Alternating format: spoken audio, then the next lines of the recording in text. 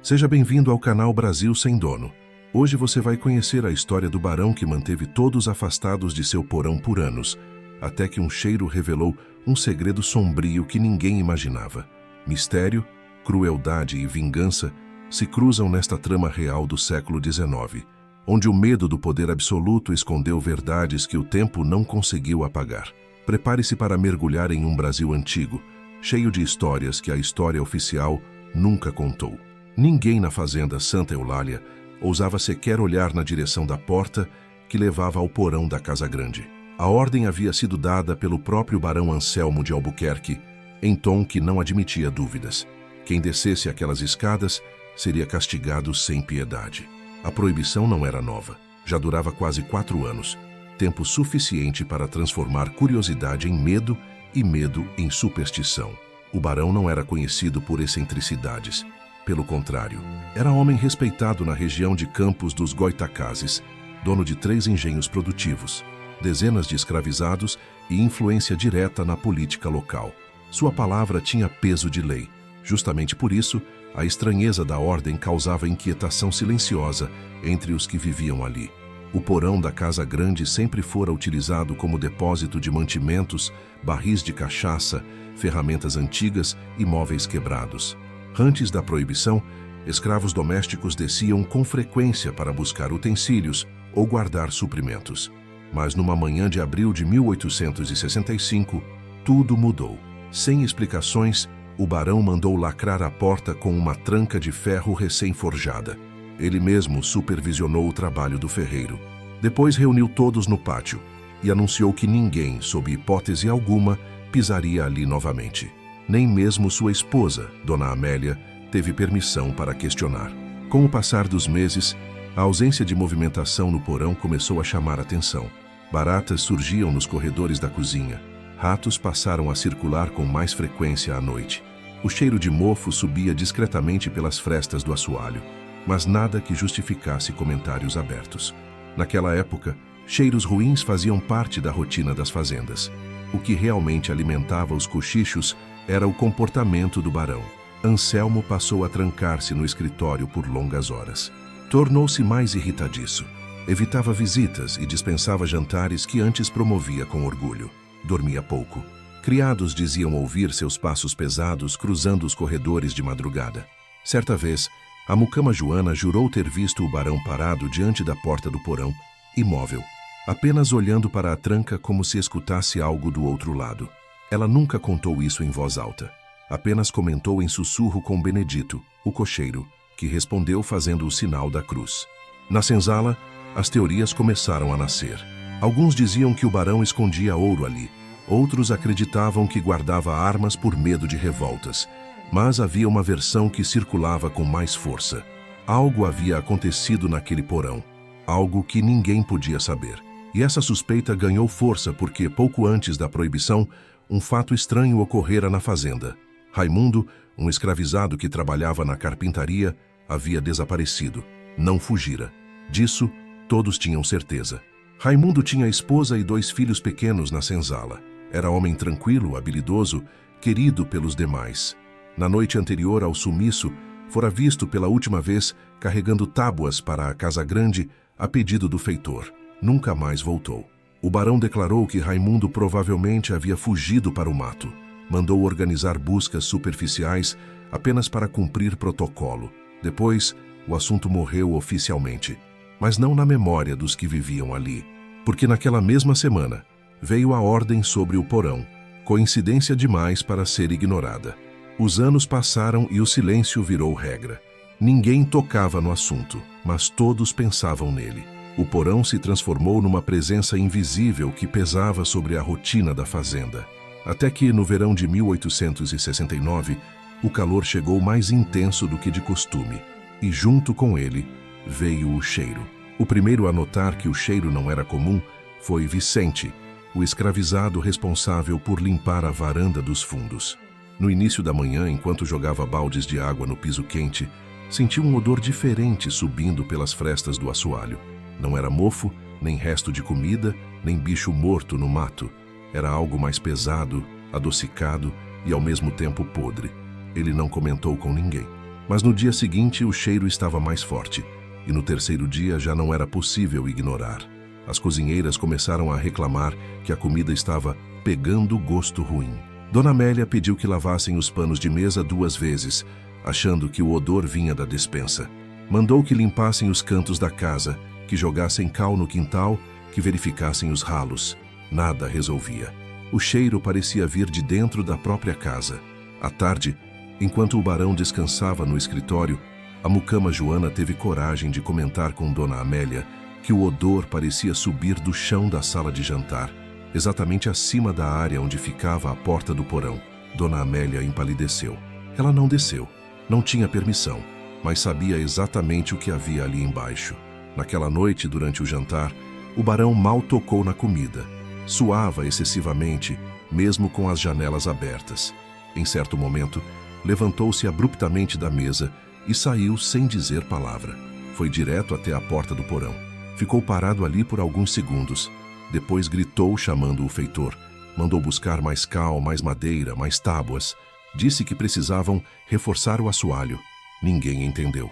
O feitor apenas obedeceu.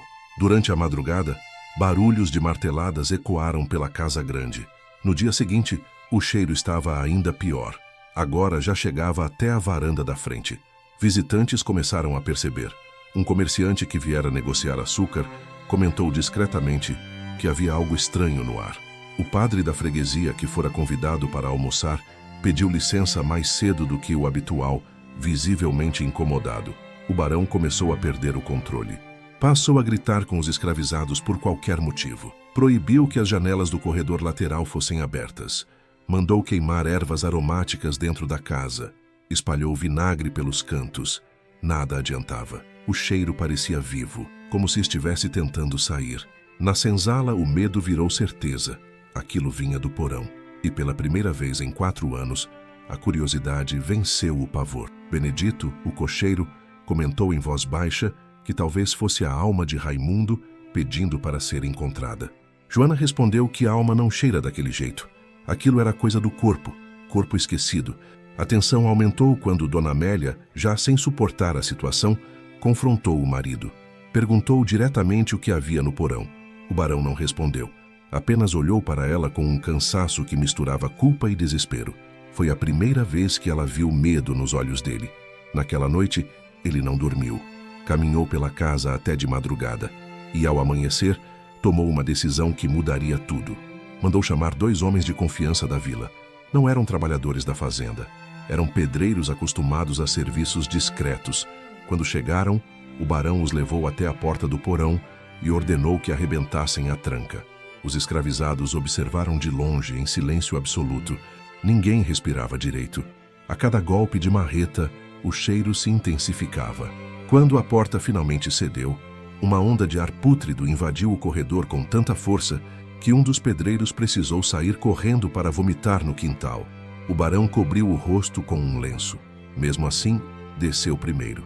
A escada rangia sob o peso dos passos apressados. O ar ali embaixo era espesso, quente, quase sólido. O barão desceu primeiro, seguido pelos 2 pedreiros, que relutavam a cada degrau. A luz do lampião tremia, projetando sombras tortas nas paredes de terra crua. O cheiro era insuportável. Não vinha de um ponto só. Parecia espalhado, como se tivesse impregnado o próprio chão. O barão caminhou até o fundo do porão, onde havia um trecho do piso diferente dos demais. A terra ali era mais escura, mais irregular. Ele parou exatamente sobre aquele ponto. E não precisou dizer nada. Os pedreiros entenderam. Começaram a cavar. A cada pá de terra retirada, o odor se tornava mais denso, mais evidente. Um deles precisou amarrar um pano no rosto. O outro respirava pela boca, tentando ignorar o gosto metálico que invadia a garganta. Então a pá bateu em algo. Não era pedra, era madeira. Uma tábua apodrecida. Eles afastaram a terra com as mãos e revelaram um caixote improvisado, feito às pressas, sem pregos suficientes, sem cuidado algum. Apenas tábuas encaixadas para esconder algo que jamais deveria ter sido escondido. O barão fechou os olhos por um instante. Sabia exatamente o que havia ali. Quando os pedreiros levantaram a tampa, o silêncio foi absoluto. Nenhum deles falou. Nenhum deles precisou. Dentro, Os restos do corpo de Raimundo ainda estavam ali. O tempo não havia apagado a verdade. A umidade do porão preservara o suficiente para que fosse possível reconhecer o que havia sido feito. As marcas nos ossos, a posição forçada do corpo, o pedaço de tecido ainda preso ao pescoço. Não fora apenas uma morte, fora uma execução. E agora, 4 anos depois, a casa inteira estava respirando aquela verdade. Um dos pedreiros subiu correndo as escadas, desesperado. O outro ficou parado, olhando para o barão, esperando alguma ordem que justificasse aquilo. Mas o barão não falava. Ele tremia. Pela primeira vez desde que chegara àquelas terras, não tinha controle da situação. Lá em cima, os escravizados já sabiam. O silêncio da casa grande dizia tudo. Joana começou a chorar baixinho. Benedito tirou o chapéu e apertou contra o peito. Não era surpresa, era confirmação. O que ninguém esperava era o que aconteceria depois. O barão mandou fechar o porão novamente. Ordenou que os pedreiros enterrassem tudo ali mesmo, mais fundo, com mais terra, mais cal, mais madeira. Disse que ninguém falaria sobre aquilo, que receberia um pagamento dobrado pelo silêncio, mas o cheiro já tinha feito seu trabalho. A vila inteira comentava. O padre voltou no dia seguinte, não para visitar, mas para perguntar. O comerciante espalhou rumores. A notícia correu pelas ruas de terra como fogo em palha seca. Havia algo enterrado na casa grande do barão. E agora todos sabiam. Dona Amélia, ao ouvir os comentários vindos da vila, finalmente entendeu que o segredo não podia mais ser contido. Ela mesma sentia o cheiro nos corredores. Já não era físico, era psicológico. A casa estava marcada. Naquela noite ela tomou uma atitude que jamais imaginou tomar. Escreveu uma carta, endereçada ao delegado da comarca. Não contou tudo, mas contou o suficiente. Falou do cheiro, falou do porão, falou do medo. 2 dias depois, uma comitiva oficial chegou à fazenda. E o barão, que sempre mandou em tudo e em todos, percebeu que pela primeira vez alguém vinha mandar nele. A chegada do delegado não teve anúncio. 3 cavalos cruzaram a porteira ainda pela manhã, levantando poeira na estrada seca. O barão observou da varanda, imóvel, enquanto os homens desmontavam com a calma de quem já sabia o que iria encontrar. Não pediram licença. Entraram. O silêncio da casa grande era diferente naquele dia. Não era medo dos gritos do barão, era expectativa. Pela primeira vez, os escravizados olhavam para a porta da frente como se algo justo pudesse atravessá-la. O delegado se apresentou formalmente, mas não esperou resposta. Disse que havia recebido uma denúncia e que precisaria verificar o porão. O barão tentou argumentar. Disse que era absurdo, que aquilo era propriedade privada, que havia mal-entendidos espalhados por gente invejosa da vila. Sua voz, porém, já não tinha a firmeza de antes. Tremia nas bordas. O delegado não discutiu, apenas pediu que mostrasse o caminho.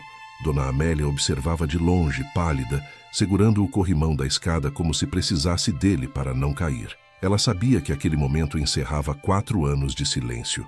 Quando a porta do porão foi aberta novamente, o cheiro voltou com força, como se tivesse esperado apenas a oportunidade de sair outra vez. Dessa vez, não havia pedreiros. Havia testemunhas. O delegado desceu com 2 auxiliares. O barão ficou no topo da escada, incapaz de acompanhar.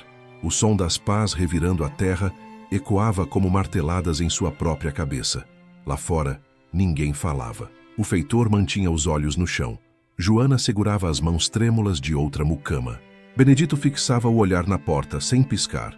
Quando os homens subiram trazendo os restos envoltos em um pano grosso, o ar da casa pareceu mudar. Não era mais apenas um segredo, era prova. O delegado não fez escândalo, não gritou, não acusou ali mesmo.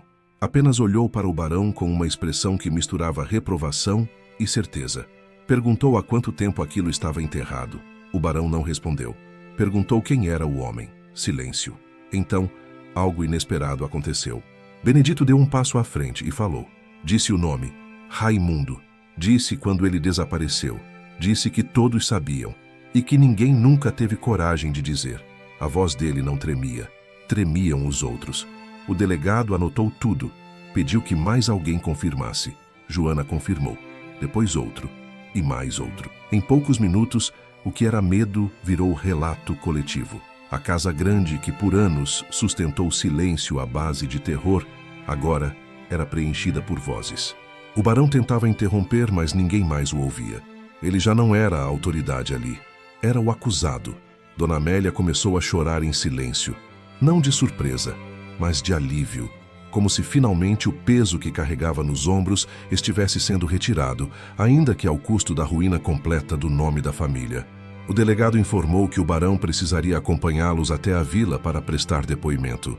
Não houve algemas, mas também não houve escolha. Quando ele atravessou a porta da frente escoltado, nenhum escravizado abaixou a cabeça. Pela primeira vez, todos olharam diretamente para ele, e ele percebeu. O medo tinha mudado de lado. A carroça partiu levantando poeira, e a fazenda ficou em um silêncio estranho, quase leve. O porão continuava ali, mas já não guardava mais segredo.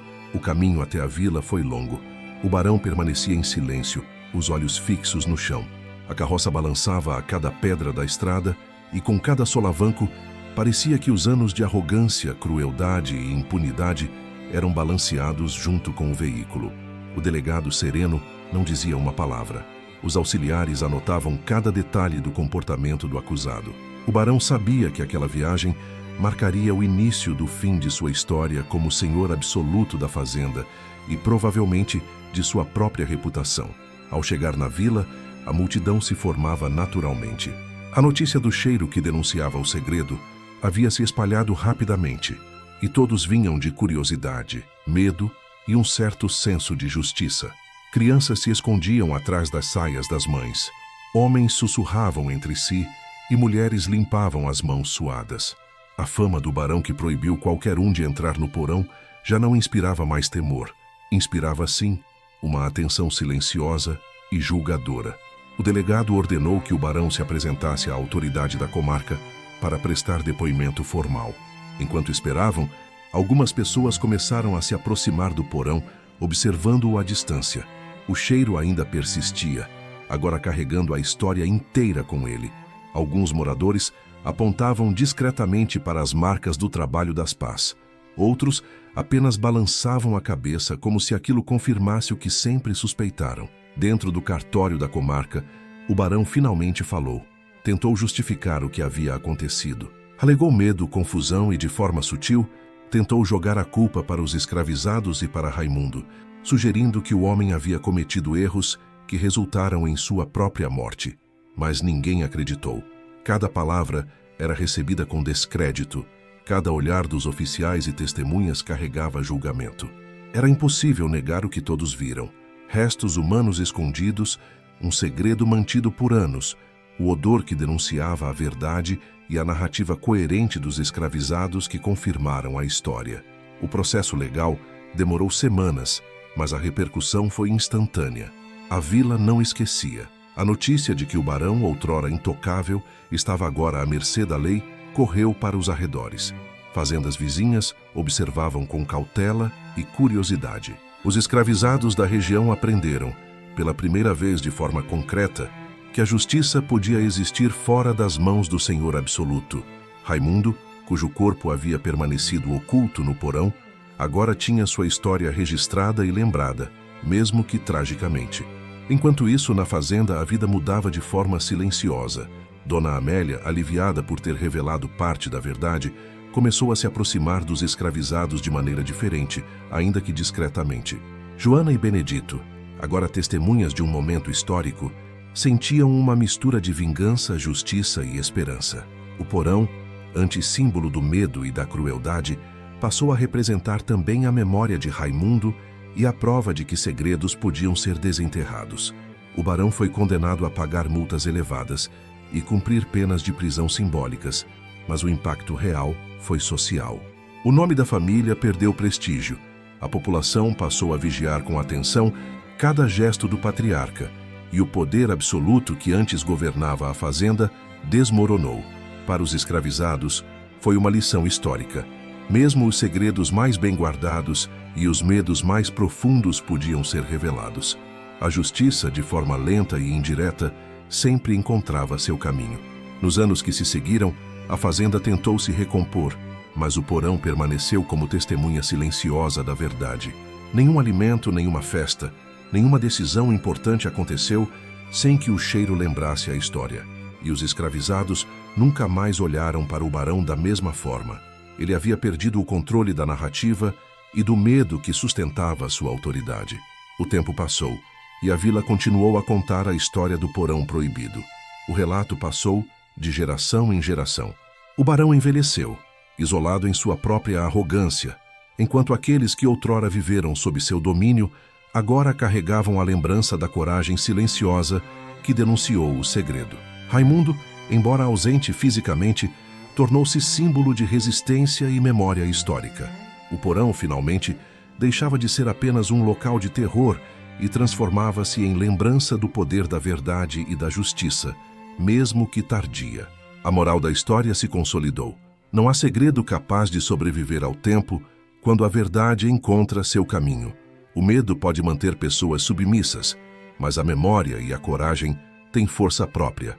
E no Brasil do século XIX, onde a desigualdade era extrema, a revelação de um segredo escondido por anos marcou uma pequena, mas significativa vitória da justiça sobre o abuso de poder. E assim termina a história do barão e do porão proibido.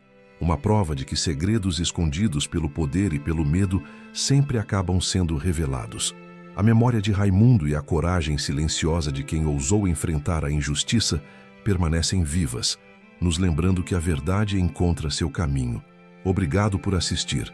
Não esqueça de se inscrever e acompanhar o canal Brasil Sem Dono, onde desenterramos histórias reais que o tempo tentou esconder